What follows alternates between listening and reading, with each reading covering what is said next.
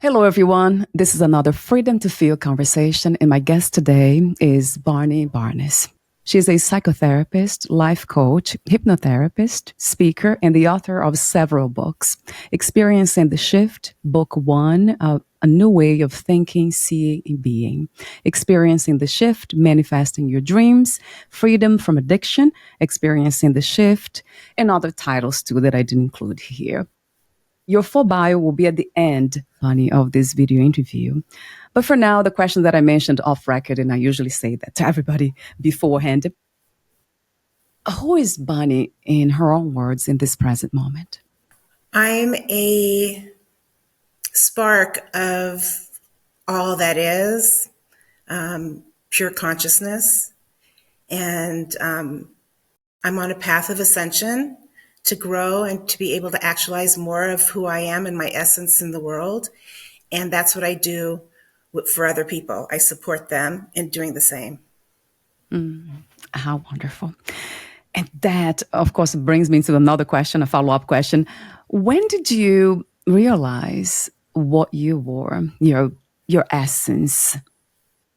Is that what inspired you to do what you do today? And how did that happen? Was a process, a moment in time? That's a wonderful question. I think I was always connected with my essence, and I was blessed because I grew up in a family where they saw me and they did everything to nurture me. And it was a spiritual home where that was our belief, that they were aware of that from the beginning. So I was really blessed in that way. Wow. I was also very conscious from a very young age, and it was difficult when I was young because I would see things like with adults and my parents, and when I'd say something, they didn't see it, but that was okay. Yeah. I mean, but I was aware of that. And then when I was in high school, I realized I didn't have the language to describe it, but I realized that I could see people's souls and I connected with them. And most of the time, they didn't even see or sense their own soul. And so having that gift is definitely, I was given that so that I could be able to do what I do, because as soon as I meet people, I'm able to see their soul and help them see it themselves. And that's the beginning of the whole shift. Yes, how wonderful. Wow. That's amazing, Bonnie, that you grew up in a family as within the body mind. That's how I think these days, within the human experience. You already had this understanding. You're guided to go deeper, to see what it's there, has never left us. It's always there as an essence. When you speak of the soul, is that the same as the true self? Yes. But also another thing is from the time I was really little, I studied piano. So I come from a family of musicians, and my grandmother was my first piano teacher. So I was considered a child prodigy. So I was performing and playing classical music from the time I was really young. And when you do that, you are completely connected with your soul. And so I was able to, it was really a form of meditation, which I didn't realize. When you play, when you know a piece really well, and at that level, when you're playing, it's actually a very deep meditation. I mean, I remember when I was in high school, sometimes I'd have like something I was trying to I wanted to make a decision about.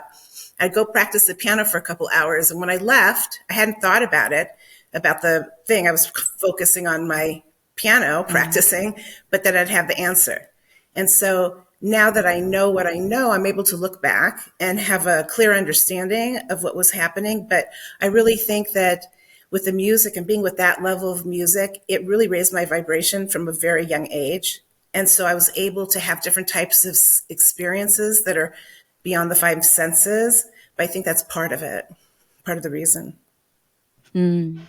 Yes, yeah, that makes a lot of sense to me. Music, there's something about harmony. It's the music brings all these parts together, and they come together so perfectly. That would kind of, it seems like it reminds us of what we are. This wholeness. We are not just parts.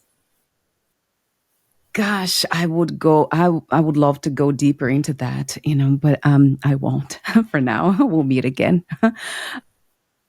to talk deeper about spirituality. Oh yeah, but I have to say that, Bonnie. So, do you feel that even without the intellectual understanding of what we are, we can realize the self, the true self, and it still manifest that through the body mind? Would you use children as an example? Yeah, no, I have something that I realized was wonderful for people to do, and it takes like a minute, and they're able to feel their soul and their essence. So if you just close your eyes right now, if everyone just closes their eyes, and you go back to time when you were by yourself and you just felt so wonderful, and you felt you could do anything, and you're just feeling pure love or pure joy or just pure peace, and go back to that time and just stay there for a few minutes with your eyes closed so you can connect with that feeling.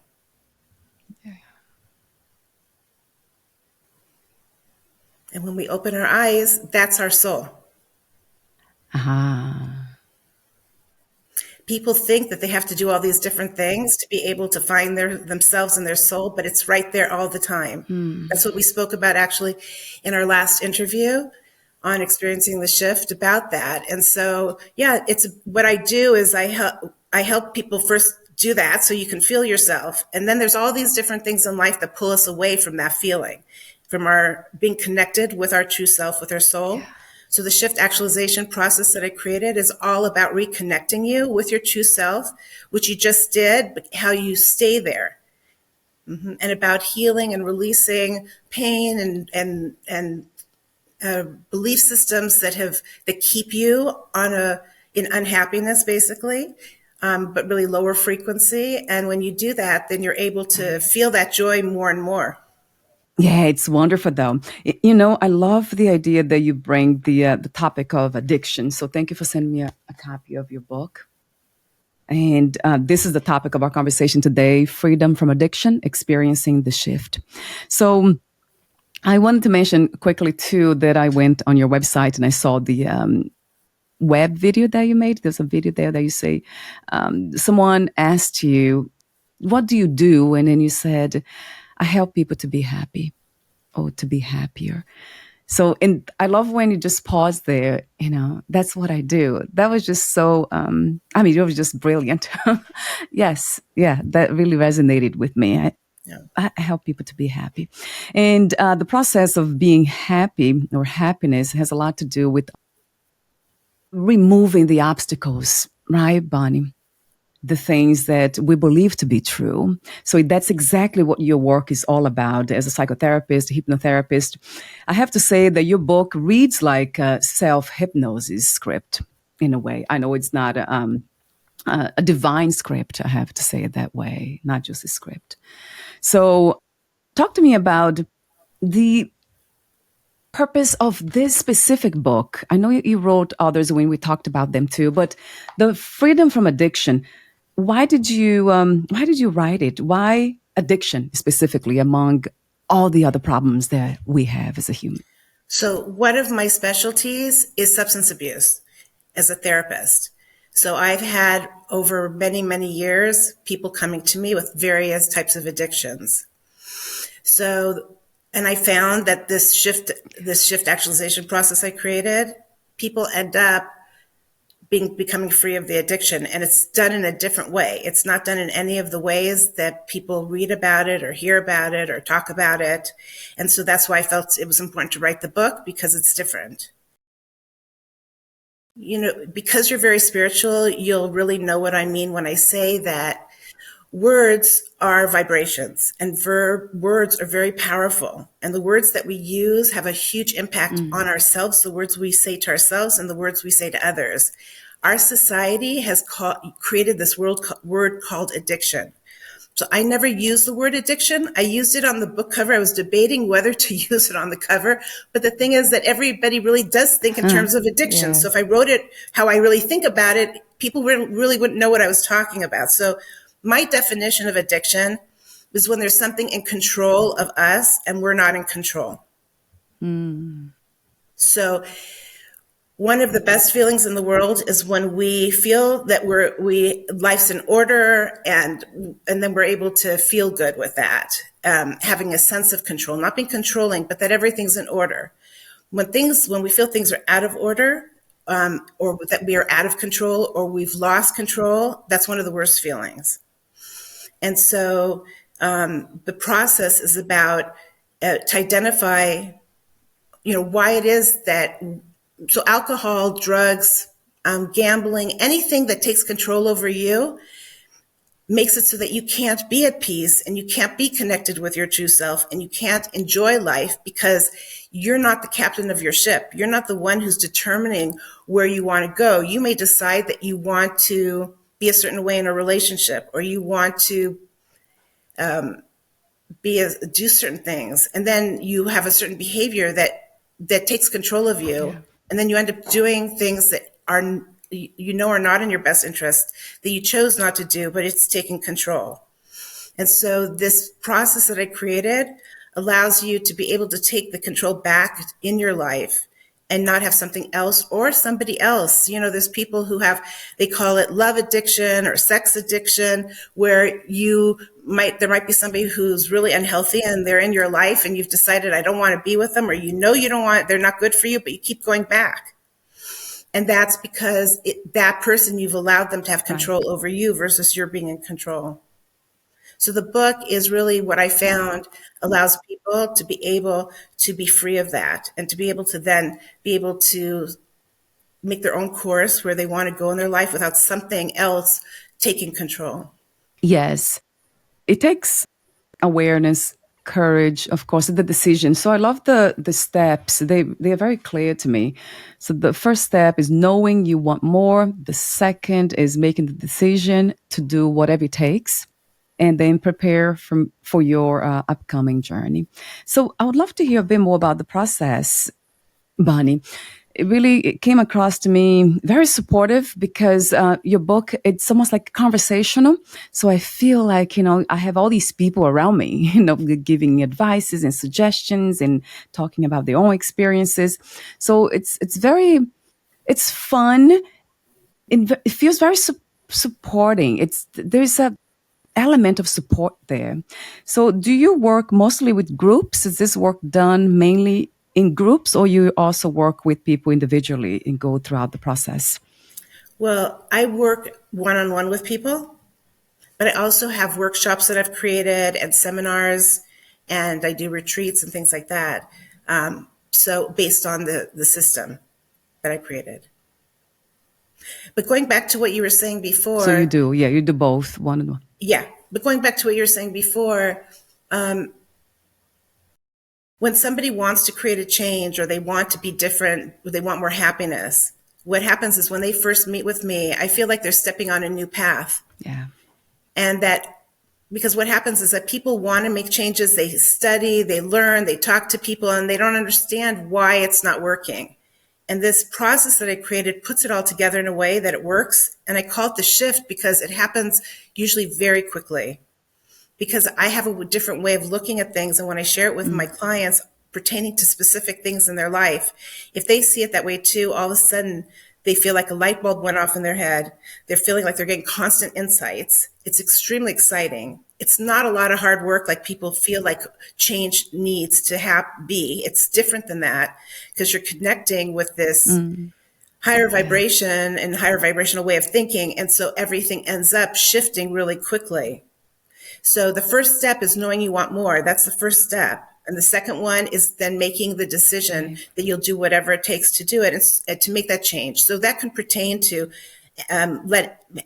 taking control of something, like becoming free of something that has control over you. But on a larger scale, which we talked about in the other interview, is having to do with wanting to grow, be on a growth-oriented path, that you're always growing, you're always learning, you're always seeing more. And as you do, first with the shift actualization process, first people let go of pain, they let go of confusion. People always feel like less and less confused within a really short period of time.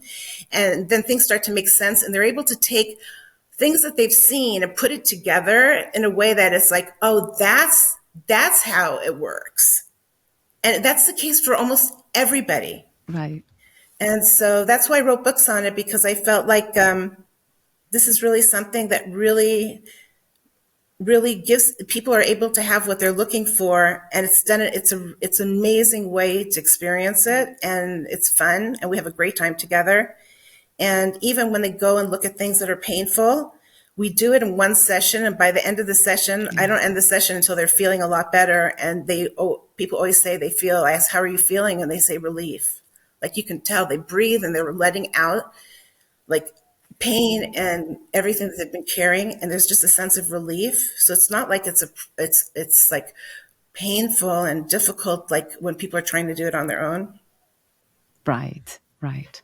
That's where the support comes in. It's guidance, right, Bonnie? That is so important in the process of change the mind especially, and the body too. Yeah, using the word guidance, I feel like it's hard for me even to still say it, but I feel like I'm a spiritual guide. Yes. Because I'm able to see from where I'm on the level of consciousness I'm at. I can see where people are at, and then I know how to guide them to go to where they want to go, where they've told me they want to go. And that's part of the reason why it's so much easier and not confusing. That's how I see you. Pardon me? Yeah, that's exactly how I see you, as a spiritual guide. And I know we can, like I said, we can use words, just language. And of course, society has created a lot of compartments for knowledge. So we tend to think that one thing means specific, whatever it is that we believe it is. But in the end, it's just everything. It's leading us to the path of awakening, to the path of uncovering what we are. I really feel that way. Even those who are, they're not, it seems like they're not there at all. They're completely unaware and they engage in violence and all that. But I can't help it but see that being a path as well. But that's what I do, is that everybody has, it's on varying degrees, but everybody has things that are covering who they truly are. And so I help them to be able to see that that's not who they are, and how to be able to shift and connect with who they are.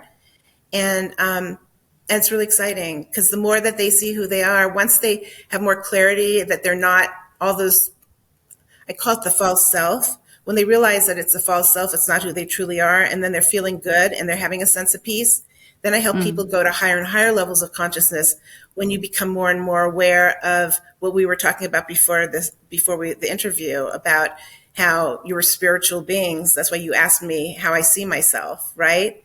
Is that we are pure consciousness. We're a spark of that. And the more that once you're feeling really good and you're living in the world in that way, and you continue on this path, which is what I do. And that's I have a teleseminar that I do that I call it Esoteric Knowledge Master Seminar. And that's what we talk about. Because when my clients get to a point where they're feeling really good and they've done the work that we're talking about here, then I'm guiding them into higher levels of consciousness. And it leads to a lot of information about energy and spirit consciousness. And we'll talk about it next time. But a lot of really amazing things happen, and a lot of experiences that are not part of like the five senses you start to experience. Like synchronicities, for example. So the freedom from addiction, it allows you to be able to be free of that, and to be able to live your life based on how you want to live your life. And that's the beginning. That's a very, very huge shift. And then it goes to all of the things that you and I were just starting to talk about. Yeah. Wow. That's exciting. You see, that's true fun to me. Meaningful fun, spiritual fun. So I also want to mention, before we go through a passage in your book, which I have here, I want to mention that we talked before. We had an audio interview. That was that was a long time ago. It was about the book, Experiencing the Shift, a new way of thinking, seeing, and being. And please go to fitforjoy.org/podcast to listen to that interview if you're interested in more details about that, and also videos, because we made a animated video, so that's already there too. I'll have the link here too. I don't want to mix that with the video, but yeah, I'll have that here as well. So let's talk about specifically about a passage in your book, page 88. So the page is 88 to 92. That was interesting to see the question. It was an interesting question that was raised in that passage. Is there a way that I can continue engaging in these behaviors, meaning addictive behaviors, occasionally, and still become free from their control, or is it necessary to stop them completely? So I'd love for you to take it from here, Bonnie. I highlighted some passages here that caught my attention a lot, but I would love to hear from you answering that question. How would you answer that question? So in the book, what I wrote about is that when people come to me and they ask me that question, the way I respond and the way I answer is, if you imagine that there's a line in time, and before up to that point, you have the ability to choose whether you're going to do something or not. You can choose if you want to go to the casino. You'll choose if you want to have some chocolates. You'll choose if you want to have some to drink when you're at a party, right? So you'll choose if you want to be with that person or not, or, have sex with that person. You'll make a choice based on, and you'll be able to act on that choice that you've decided to make. That's a healthy choice. Yeah. When you cross the line, you can choose, say, I'm not going to do that, but then you do it. So up to the line, you have the ability you're in control of your choices. You're in control of your behavior. Once you've crossed the line, then you're not. It takes over, whatever it is, the behavior, the substance, the activity, right? Video game addictions. I mean, all kinds of things, right? So when if a person hasn't crossed the line, then they don't have to give it up. It's just finding, like, for example, I used an example in the book that, which has happened with me with a number of clients, is that I had a client who came to me and he didn't know a lot of people don't know if they've hit the line yet. So I'll go through the process with them to find out if they have. Yeah. Some people, they totally know they have. So he had told me that he has a great relationship with his wife, and the only time that they have problems is when they go to a party and he's drinking. Otherwise, they don't have any problems. So, and he wanted to have a good relationship with his wife, and he didn't want to have he didn't want to have the problems. It was very painful to both of them. So I said, okay, well, I recognized it was only when they went to parties. So I said, why don't you experiment when you go to your next party and see, like, ask your wife to let you know after you've had when your behavior changes, when it is that she does it, because she starts to feel disconnected from him. So for her to let him know at what point, and then he'll know how much he's had to drink. And so they did that, and he found, and which a lot of people find, is that their behavior starts to change after maybe a few drinks. And it depends on what type of drink it is, but it happens usually after a few drinks. And so they identified it. And then when he went to parties after that, he stopped before that number. And he was able to do it. And their relationship has been great since. So he had the ability to do that because he hadn't hit the line. Other people, though, if they do that and let's say their wife says, okay, that's the number, let's say it's 2, they'll go to the party and they'll have 2, but then they'll have 3. And even though they know, they'll have 4. And that's how it goes. So that's the way I describe it. So a person can experiment. If anyone's dealing with anything where it has control over them versus they're in control, they can try that method and see, and then they'll know. Because if you've crossed the line, what happens is addiction is very tricky. I call it very sneaky in the book, because you can not have anything. So many people stop something for a certain period of time. Yeah, and then when they start again, they just do it a little at a time. They want to see, okay, well, maybe I can still have this. And at the beginning, they can. At the beginning, they have control. So they think, I can do this. I haven't crossed the line. But if you've crossed the line, sooner or later, it's going to get you and it's going to take over. And so that's something very, very eye-opening for people. And it tells them really what the truth is. Yes, yeah. It's very clear to me in the book, the way you explained that, so clear. So it's exactly what you said. I highlighted a section that says if you are able to identify how much you can engage in the behavior without any negative consequences to themselves, to them and others, and then you have found a balance that works for you over a period of time. So basically, it's finding a balance, right? You use the word balance there. I never thought about addiction as something that we could find a balance for it.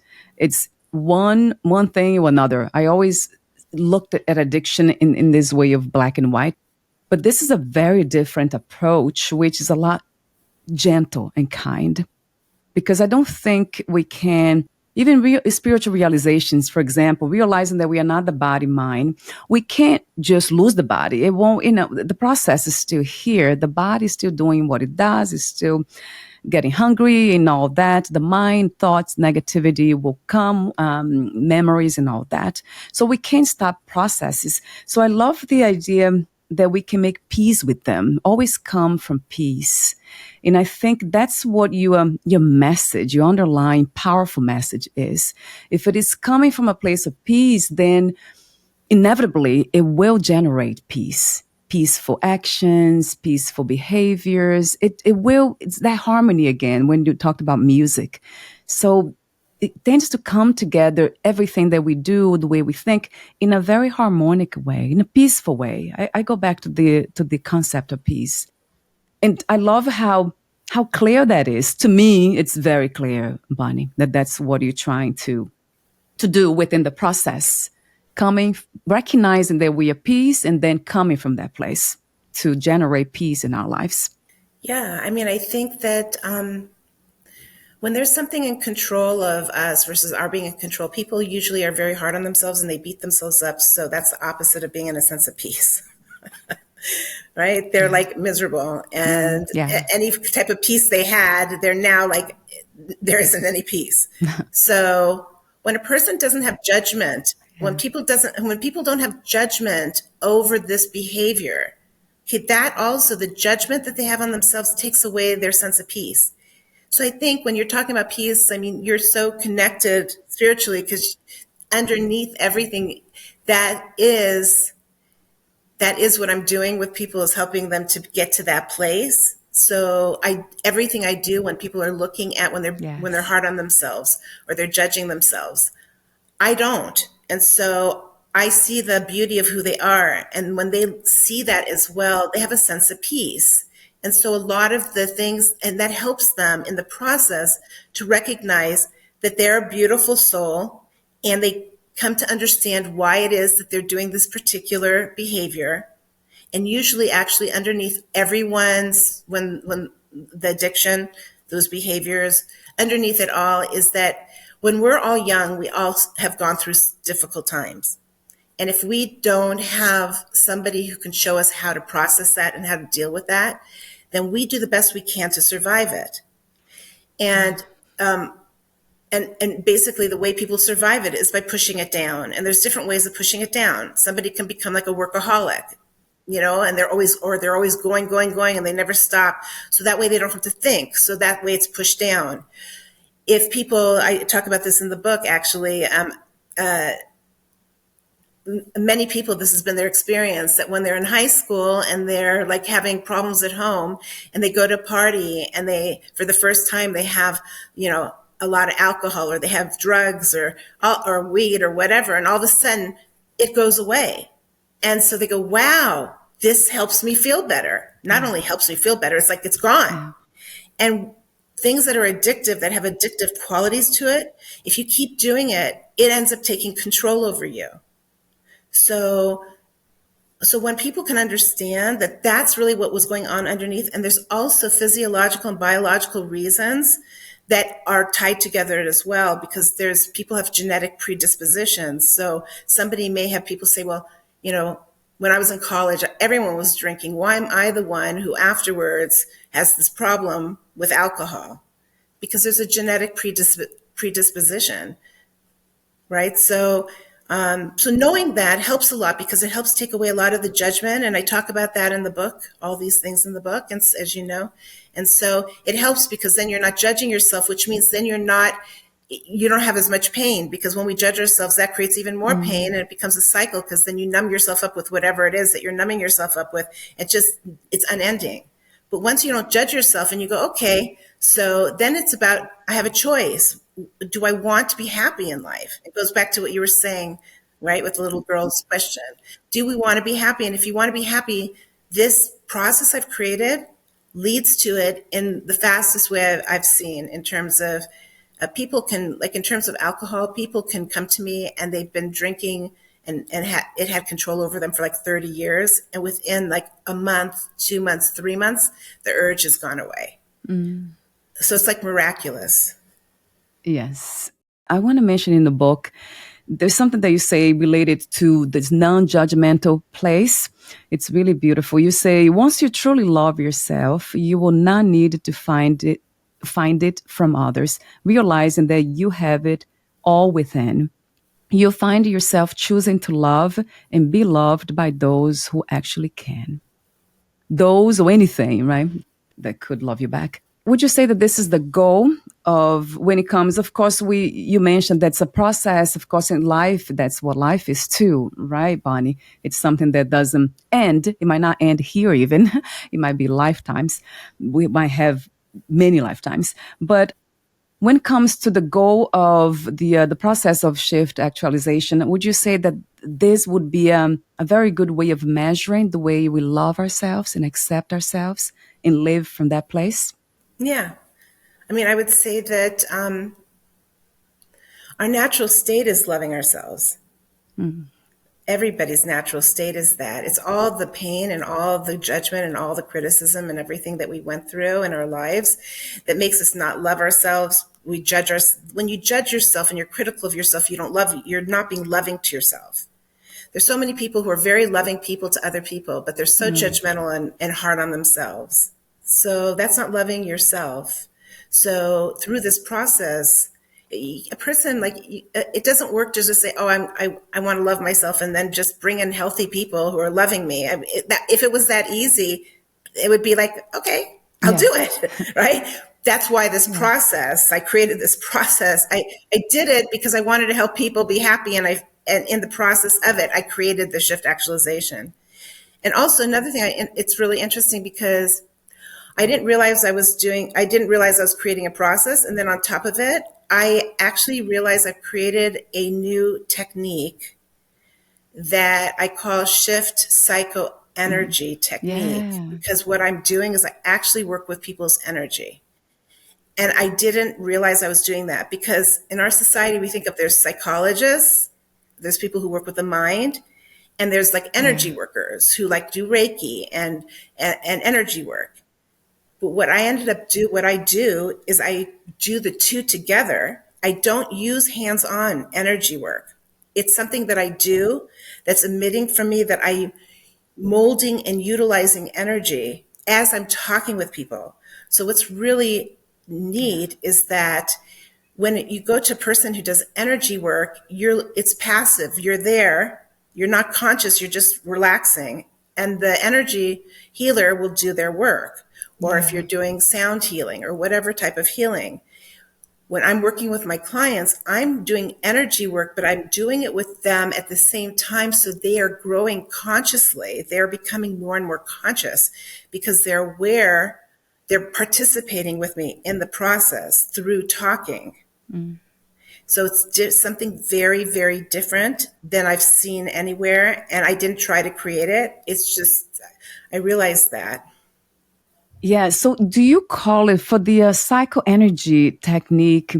Is that it comes across as a transmission too, because just by being in the presence of somebody who understands, has this connection with divine intelligence, then, something in us cannot help but just kind of gravitates towards that energy. Because that's essentially what we are. So it just happens. Would you call it a transmission too? I know we have different words, but it came to me as that. Just you're transmitting Yes. that wisdom. Part of what it is definitely transmitting. I actually consider that I actually, again, I'm not accustomed to using these words for myself, but they're the ones that describe it the best. I Yeah, channel. yeah. So because with the shift actualization, the more that you're releasing things and the more that you become in alignment, what I'm actually doing is I'm working with people's chakras to help their chakras get into alignment. But I do it with using this technique that came to me. And so once once the chakras are more in alignment, when people talk about kundalini energy, that's what happens. It can start flowing through the base of your spine, through the crown, and that's where everything comes through you. So because I've become so clear, and I've heard the expression a clear channel, so that's what I am. So then I'm able, whenever I'm with a person, I connect with that, and it comes and flows through me, and then I'm guided to work with them in whatever way is best for them. And I'm very aware that I'm doing that. And the more I've done that through the years, the more what people call psychic gifts have developed have been revealed and come out. Yes. How wonderful.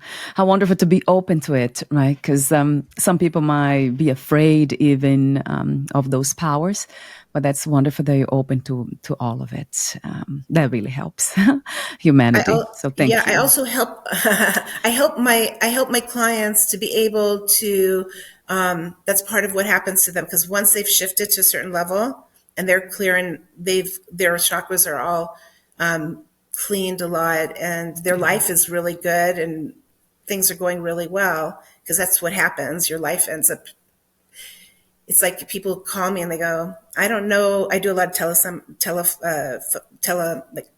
type of things. So, yeah, people say, I don't even, everything's good. Didn't even know what I was going to talk about today. And I say, we always have plenty to talk about, because once you're at a certain point, then you start going to these higher levels. And so, these different, so what happens is, when people have found that when people reach a certain point, that these gifts start to come out.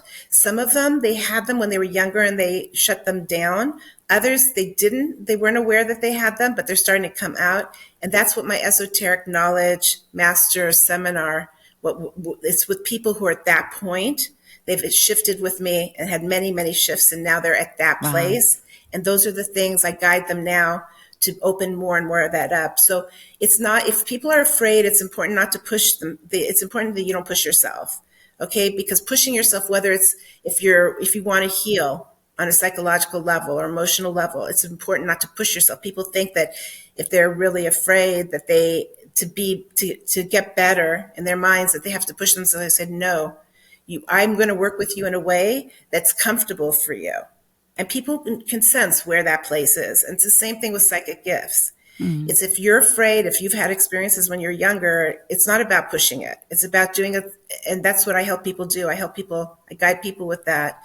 And their intuition grows, their different types of experiences they have, different gifts come. But it's never good to push yourself when that's your soul actually telling you, I'm not ready for this yet. And it's important to honor that. Yes. Yes. But when you're with somebody who, like myself, who that's what I do, then I'm able to hold your hand and we are able to do it together in a way that you feel really comfortable with. Yes. I feel like what do you do, your work, it's very gentle. So it's very, very much embraces the divine feminine, which is very much needed from my point of view at this time. So thank you for that too, Bonnie. Valeria, that's interesting too, because in order to be able to grow spiritually, as I know that you know this, it's important to be in balance. You can't evolve to beyond a certain point if you're not in balance. So the initial part is really about having balance. And when you're able to heal all these different things and reach a certain point, you're in balance. And then going up to higher levels, it's about being in balance. So it's really interesting, because with this method that I created, there is that the feminine energies So that's everything you're talking about. That's the energy work. That's Yeah. the warmth. That's the kindness. That's all of that. And then there's the masculine energy is the whole intellectual part and understanding it and the processing it and knowing what's happening and using your mind. And that's why this new technique that I've created, it is combining, right? It's psych energy. It's the mind and the energy. It's the masculine and the feminine. So that's that you were feeling that. Yes, yes, very much. Yeah, because a lot of the spiritual work that I do, it's very much intellectual. Yes, knowledge based, so it's more masculine. But then, yeah, I already have that within myself, the energies of the feminine, so I kind of blend them together for myself. But I was able to recognize that in your work. Yes, that's really beautiful. And I also want to mention, I know we're almost at the end, but I want to mention you do train other people to become in these techniques, right? The psychoenergy technique in the process of shift actualization too. And all that information, I would love for you to talk to me a little bit about that. I do have the website here, will be on the podcast notes. For those interested, they will go there and read some more. But talk to me about the training, how it works, and also the opportunity to become a shift actualization sales representative. That caught my attention. So are they different? Yes.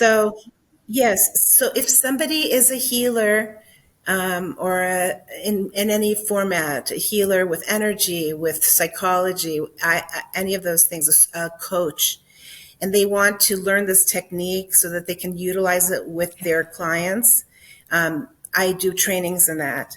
If people are interested in doing like my teleseminars, and I have a lot of different ones that people can look at my website to see that, they can be trained in becoming facilitators to do the different types of teleseminars. And then I have weekend retreats and I have day workshops. All of that, when a person becomes certified in this process of self-actualization, they're able to do all of those different things, and you can do it as you're in your own business. So either you can combine it with your business, or you can become a sole contractor and create your own business doing this. A lot of people want to help people, but they don't know how to. And so this is a technique where they're trained in it. And then also, in terms of the sales rep, so if somebody's more of a business person and a salesperson, and they want to be able to help make a difference in the world and be able to bring this process to, like, you know, clinics, to be able to organizations. A lot of organizations now are changing their culture. They're looking at how to change their culture. One of my seminars I do is on emotional intelligence, right? So, and life and work balance. And so to change the culture, so I go in and do trainings like that, or retreats for companies. And the people that I train as facilitators can be within organizations, and I can train them, and then they can do it within their own companies. Wow. And if somebody comes to me and says, I'm at a company and I'd like you to do it for us, and they want to go to different companies as well, then they can become what I call the sales rep, right? They're able to, because they're helping to spread this throughout the world. And that's really what I feel. This is why this has been given to me, because it's really transformational Yes. for an individual within a family. Like when my clients start to shift, it starts affecting their whole family unit. And then it can go into communities and into organizations and into the world. So anyone who's interested from a business point of view, that they'd like to do that, because that's their way, that's their path, but they want to be able to make a difference in the world, they can do it through this too. Yes. Wonderful to know. I love how the generosity of expanding, right? You're just passing on the gift. And that's what we want to see more too in this reality. So yeah, that sounds wonderful to me. I'll have the link. So your YouTube channel is Bonnie Barness. And then I have the website too, bonniebarness.com. All the information will be on the podcast notes. So we can find all that you just mentioned. Your books too. I know the books are on Amazon and also on your website. So Experiencing the Shift, book 1, you have Experiencing the Shift, Manifesting Your Dreams, and also Freedom from Addiction. They are on your website and Amazon. I'll have the links here. And then I want to mention again that we'll be meeting again May 17th. There'll be the upcoming interview. There'll be an interesting one. I have a lot of questions already about, again, the expansion of that alignment with spiritual knowledge. What does it look like? The gifts that you speak of. So that's really interesting. It's a path of evolution, isn't it? That it's really Yes. evolving. So there's anything else, Bonnie, that you wanted to mention before we say goodbye for today? Well, it's interesting because you're talking about a path of evolving. So people talk about in spiritual books, they talk about how we're in the third density and that we're moving into the fourth density. That's evolving, right? We were in first density, then second. Human beings became the third density. And now a lot of the spiritual books, when people are talking about the shift, which I didn't know that there was this shift going on in the world when I wrote my books, my first book, but there's a shift going on and people talk about going to the fifth dimension, to the new earth, all those kinds of things. It's really, it's all tied together with what this process is. And so also if anybody's interested in the first Thursday of every month, I'm doing that esoteric knowledge master seminar. So people can always sign up for that if that's where they're at in their life and they're interested in those kinds of learning on that level. Yes, that's June 6th, right, at 3:30. I wanted to mention that too. I have the time here. Yeah, Mountain Standard Time. Okay. So thank you so much again, Bonnie, for your presence. Thank you for doing what you do. You. And we'll be in touch again. It'll be wonderful to talk to you again. I can't wait until next week. Yeah, take good care for now. Thank you.